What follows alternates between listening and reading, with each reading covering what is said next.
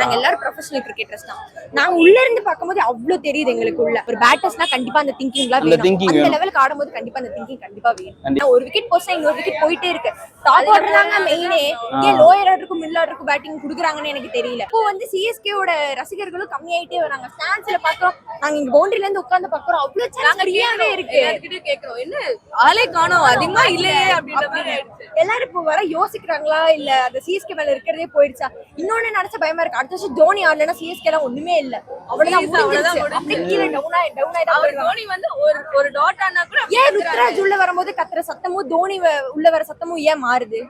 அதுதான் அந்த ஒன்ஸ் தோனி அப்படிங்கிற ஒரு பார்ட் இல்ல அப்படின்னா சிஎஸ்கே நார்மல் ஆயிடும். நார்மலா நம்ம எல்லாரும் பாக்குற சும்மா ஒரு RR team, DC team, LSC team மாதிரி தான் ஆயிடும். ஓகே. நிறைய ஷார்ட் பால்ஸ் மிஸ் பண்ணாங்க. அதுக்கப்புறம் உள்ள ஸ்லாட் அண்ட் யார்க்கர் பால்ஸ் தான் அதிகமா வந்துச்சு. அதெல்லாம் ஈஸியா அவங்க பனிஷ் பண்ணிருக்கணும். அதுல உள்ள விட்டு ஆடி அவங்க விஜய் சங்கர்லாம் நிறைய பால்ஸ் மிஸ் பண்ணாரு.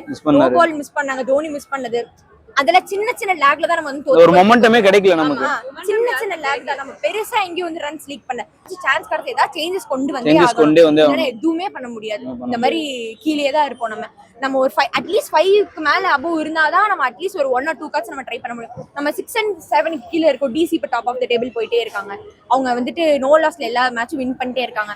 அந்த அளவுக்கு டிசி பெர்ஃபார்ம் பண்றாங்க கேட்டா நோ, ஆப்வியஸா நோ தான். அவங்க அவ்வளவு பெருசா இல்ல. சிஎஸ்கே விட அவங்க வந்து ரொம்ப நார்மல் டீம் தான். அவங்களுக்கே வந்து டஃப் கொடுக்குற மாதிரி ஃபீல் பண்ண சிஎஸ்கே மேலதான் தப்பு நான் சொல்லுவேன். டாஸ் வின் பண்ண நம்ம ஏன் எல்லா சைடு பவுலிங் எடுக்கிறோம்னு தெரியல. ஒரு பேட் எடுத்து பார்த்தா என்ன ட்ரை பண்ணி தான் பார்க்கலாமே, ஏன் அப்படி பண்ண மாட்டாங்கன்னு எனக்கு தெரியல. அவங்க வின் பண்ணணும் அப்படிங்கிற மோட்டிவ்ல போயிருந்தாங்க அப்படின்னா கண்டிப்பா ஏதாச்சும் ஒரு ஃபயர் இருந்திருக்கும். அந்த ஃபீல்டிங்ல இருந்து பெருசா அவங்களுக்கு ஃபயர்வே இல்லை. ஆனா பவுலிங் சைடு நம்ம ஸ்ட்ராங்கா இருக்கும். ரன்ஸ் போனாலும் நம்மளால கண்டெயின் பண்ண முடியுது அப்படிங்கிறப்போ பேட்டிங் சைடு ஏதாச்சும் கொஞ்சம் ஸ்ட்ராங் பண்ணா நல்லா இருக்கும்னு தோணுது. ஏன்னா வெளியே இருந்த பிளேயர்ஸ் தான் வெளியே இருந்துகிட்டே இருக்காங்க.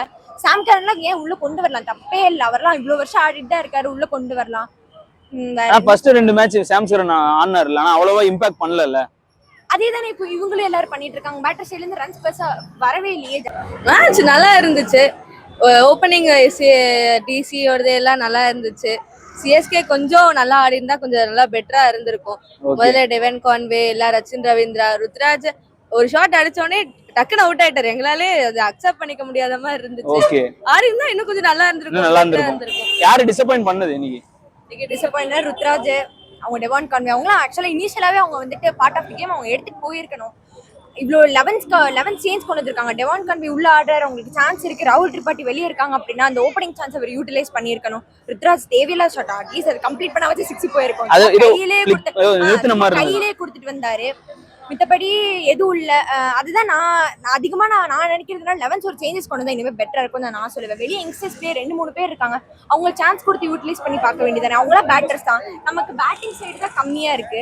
அப்படிங்கிறப்போ பேட்டர்ஸ் ஏதோ யூஸ் பண்ணி பார்த்தா நல்லா இருக்கு. ஏன்னா பவுலிங் சைடு நம்ம ஸ்ட்ராங்கா இருக்கும். ரன்ஸ் போனாலும் நம்மளால கண்டெயின் பண்ண முடியுது. அப்படிங்கிறப்போ பேட்டிங் சைடு ஏதாச்சும் கொஞ்சம் ஸ்ட்ராங் பண்ணா நல்லா இருக்கும்னு தோணுது. ஏன்னா வெளியே இருந்த பிளேயர்ஸ் தான் வெளியே இருந்துகிட்டே இருக்காங்க. சாம் கரன்லாம் ஏன் உள்ள கொண்டு வரலாம், தப்பே இல்லை. அவர்லாம் இவ்வளவு வருஷம் ஆடிட்டு தான் இருக்காரு, உள்ள கொண்டு வரலாம். ஃபர்ஸ்ட் 2 மேட்ச் சாம் கரன் ஆடுனார்ல, ஆனா அவ்வளவா இம்பாக்ட் பண்ணல. அதேதானே இப்போ இவங்களும் எல்லாரும் பண்ணிட்டு இருக்காங்க. பேட்டர் சைடுல இருந்து ரன்ஸ் பெருசா வரவே இல்லையே. ஜடேஜா யூட்டிலைஸ் பண்ணிட்டு டாப் ஆர்டர் எல்லாரும் அப்படியே ஒரு விக்கெட் போனா கண்டினியூஸா ஓவர் விக்கெட் போயிட்டே இருக்கு. அவங்க ஸ்டே பண்ணி ஆடல யாரும். ஒரு விக்கெட் போனா அடுத்து வர பேட்ஸ்மேன் வந்து ஸ்டே பண்ணி ஆனாதான் நெக்ஸ்ட் வர பேட்ஸ்மேன் இன்னிங்ஸ் கொண்டு போல. ஆமா கரெக்ட். இன்னிங்ஸ் கொண்டு போயிருந்தா ஆடிருக்கலாம். வந்து ரொம்ப வேர்ஸ்ட் எல்லாம் கிடையாது. ஏன்னா ரொம்ப ட்ரை பிட்ச் சொல்ல போனா நல்ல சன்னி பிட்ச் தான், வெயில் கிடையாது. அப்படிங்கிறப்ப பேட்டுக்கே தான் வருது. யாரும் பெருசா விக்கெட் இல்ல. அப்படி எடுத்திருந்தா நம்ம சிஎஸ்கே ஆடும்போது பவுலிங் சைட் போடும்போது ஏன் நம்ம யாரும் பெருசா விக்கெட் எடுக்கவே இல்லை. பேட்டிங் சைட் பிட்ச் தான். பால்ல பேட்டுக்கே தான் வந்து நிறைய ஷார்ட் பால்ஸ் மிஸ் பண்ணாங்க. அதுக்கப்புறம் உள்ள ஸ்லாட் அண்ட் யார்க்கர் பால்ஸ் தான் அதிகமா வந்துச்சு. அதெல்லாம் ஈஸியா அவங்க பனிஷ் பண்ணிருக்கணும். அதுல உள்ள விட்டு ஆடி அவங்க விஜய் சங்கர்லாம் நிறைய பால்ஸ் மிஸ் பண்ணாரு. நோ பால் மிஸ் பண்ணாங்க. தோனி மிஸ் பண்ணது அதெல்லாம் சின்ன லேக்ல தான் நம்ம வந்து ஒரு மொமெண்டமே கிடைக்கல நமக்கு. சின்ன லேக் தான். நம்ம பெருசா எங்கேயும் வந்து ரன்ஸ் லீக் பண்ண சின்ன லேக். அந்த யூஸ் பண்ணது எக்ஸ்ட்ரா நோ பால் ஒர்க் பண்ணல. நமக்கு வந்து ஸ்லாட் பால்ஸே நம்ம பெருசா பிக் பண்ணி அடிக்கவே இல்லை. அதெல்லாம் யூட்டிலைஸ் பண்ணிருக்கோம். ஆமா, இப்ப நெக்ஸ்ட் மேட்ச் இப்ப தொடர்ந்து 3 வாட்டி தோத்துட்டோம். தொடர்ந்து ஹேட்ரிக் தோல்வி. அப்ப நெக்ஸ்ட் மேட்ச்ல இருந்து ஜெயிக்கணும்னா என்னென்ன விஷயம் ஃபோக்கஸ் பண்ணணும்?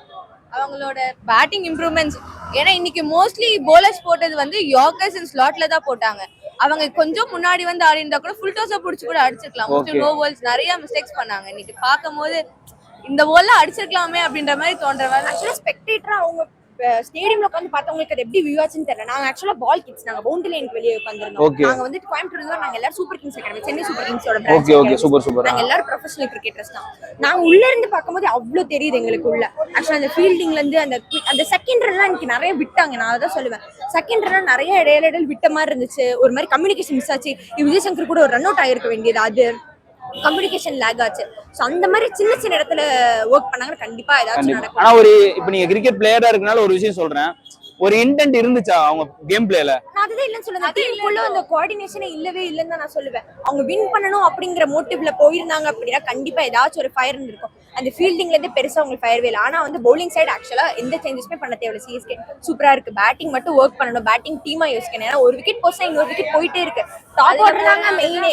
ஏன் லோயர் ஆர்டருக்கும் மிடில் ஆர்டருக்கும் பேட்டிங் கொடுக்குறாங்கன்னு எனக்கு தெரியல. அவங்க எடுத்துட்டு போயிருந்தா கூட அட்லீஸ்ட் எல்லாரும் 20-25 ரன்ஸ் போதும், 15-20 ரன்ஸ் கூட போதும்.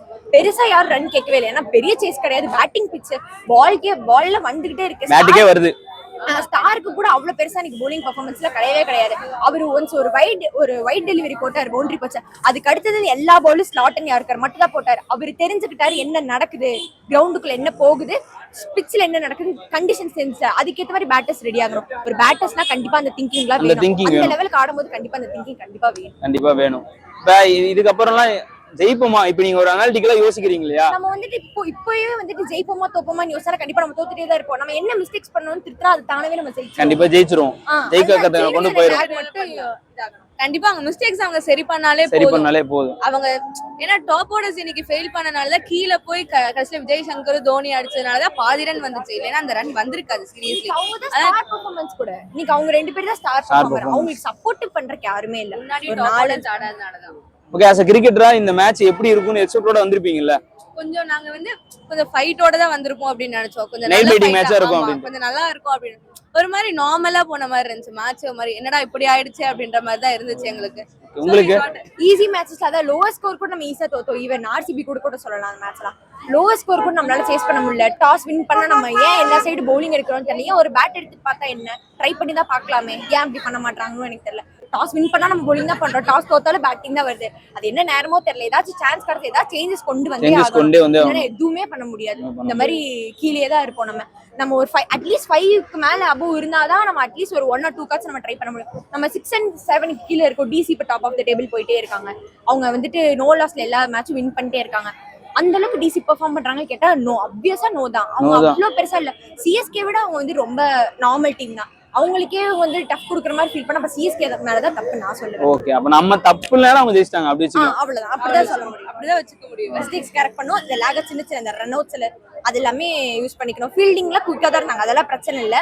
இருந்தாலும் வந்துட்டு இந்த பேட்டிங்ல இந்த மிஸ் கம்யூனிகேஷன்ஸ் எல்லாம் ஓடினாங்க கொஞ்சம் நல்லா இருந்திருக்கும். ஒரு இன்டென்ட் இல்ல, அது சிம்பிளா சொன்னா கண்டென்ட் இல்ல, இன்டென்ட் இல்ல. ஆமா, இப்போ வந்து சிஎஸ்கே ஓட ரசிகர்களும் கம்மியாயிட்டே வராங்க. ஸ்டாண்ட்ஸ்ல பாக்குறோம், நாங்க இங்க பவுண்டரில இருந்து உட்கார்ந்து பாக்குறோம், அவ்வளவு சரியாவே இருக்கு. எல்லார்கிட்ட கேக்குறோம் என்ன ஆளே காணோம் அதிகமா இல்லையே அப்படின்ற மாதிரி ஆயிடுச்சு. எல்லாரும் இப்போ வர யோசிக்கிறாங்களா இல்ல அந்த சிஎஸ்கே மேல இருக்கிறதே போயிடுச்சா? இன்னொன்னு நினைச்ச பயமா இருக்கு. அடுத்த வருஷம் தோனி ஆடலன்னா சிஎஸ்கே எல்லாம் ஒண்ணுமே இல்ல, அவ்வளவுதான். கீழே டவுன் ஆயிடும். தோனி வந்து ஒரு டாட் ஆனா கூட ஏன் ருத்ராஜ் உள்ள வரும்போது கத்துற சத்தமும் தோனி உள்ள வர சத்தமும் ஏன் மாறுது? அதுதான் அந்த ஒன்ஸ் தோனி அப்படிங்கிற ஒரு பார்ட் இல்ல அப்படின்னா சிஎஸ்கே நார்மல் ஆயிடும். நார்மலா நம்ம எல்லாரும் பாக்குற சும்மா ஒரு RR team, DC team, LSC team மாதிரி தான் ஆயிடும். ஓகே, அவ்வளவுதான். பாப்போம் ஜெயிப்போமான்ட்டு.